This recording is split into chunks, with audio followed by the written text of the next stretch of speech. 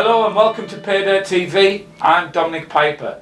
Today I'm joined by Poseidon Nickel Managing Director, Peter Harold. Peter, thanks for joining us. Thanks for having me again, Dominic.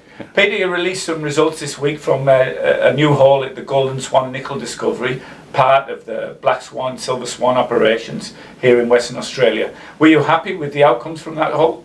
Oh yeah, we were stoked. It really is a great result. It's a third hole into the, or third thick hole into the that EM plate or plates, which is now about 170 metres long by sort of 60 metres wide. And every time we've drilled into it, we've hit good grade and good thickness. So yeah, it's really shaping up nicely. Very happy. Peter, Golden Swan, obviously Silver Swan and Black Swan have been previous operators. Yep.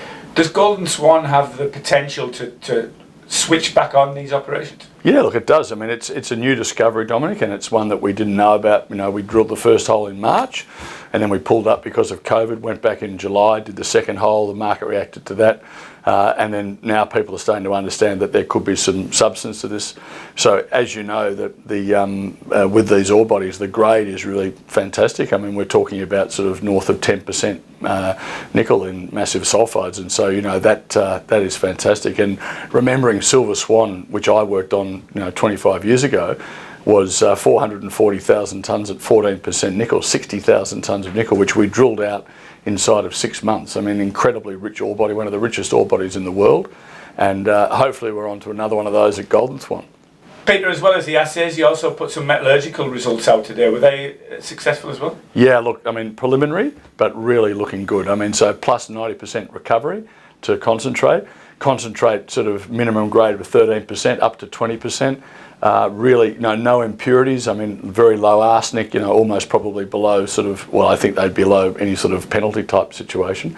And the other thing that was incredible was the iron MgO ratio was sort of 50 to 1, and that's really exciting because that really makes it a quality concentrate. So no impurities, high grade nickel, and this really high MgO, and that's something that the smelters really love because low iron MgO is a problem for them. So look, more work to be done, but we're getting the grades, we're getting the thicknesses, and now the metallurgy is stacking up too. So it's all starting to come together. It's great to hear. What's the plan from here? I believe you're putting in a drill drive to try and drill from a few different angles? That's right, yeah. So the drill position we've had up until now from Gosling has not been the right position. So what we're doing, we've committed to a 400 metre drive, which we've just got some local contractors, West Oz, on board. They are starting to mobilise this week, and they're aiming to have the first cutaway sometime probably towards the end of the first week of December, so not long at all. It's about a 3-month job. Once that's there, there'll be potentially, or we hope to have 2 drill rigs in underground going full time, 24 hours a day, to drill out what we hope will be a resource. So the plan would be sort of probably from about the end of February, beginning of March onwards, we'll have the 2 rigs underground, and the plan then would be to drill out that Golden Swan to a resource category, JORC resource, and then use that to determine a reserve. But we've got to walk before we can run. We've got to get that there first. And then obviously, as you said, that'll be a fantastic position to drill what we call the Southern Terrace, which is the area that hosts the Golden Swan mineralisation, which could have other ore bodies, a bit like the Silver Swan Channel. So getting that drive in is a real key, and that's what we're focusing on at the moment. Yeah. As well as Golden Swan and the excitement there, you've also got a couple of other projects in your portfolio, Windara and Lake Johnson. Yep. At Windara, you've actually switched commodity focus a little bit, and you're looking at gold tailings. Yeah. So look, there's 150,000 tonnes of nickel in 2 deposits there, Cerberus and Windara. It's about 1.5% nickel, so not nearly the grades that we're getting at Golden Swan, but still, reasonable, and certainly something that could be mineable at the right nickel price. I mean, it's obviously an option to treat the ore or truck the ore up to Leinster if BHP were interested. So we should start some discussions with them at some point in time. And yeah, you're right, there's some gold tailings which have been there since the Western mining days. It's about 180,000 ounces. We've done a feasibility study. We're doing one. Did a pre-feas, which looked encouraging. We've gone to a full feas, and in the meantime we've actually taken an option out over some other tailings at Lancefield, which is about 17 k's away.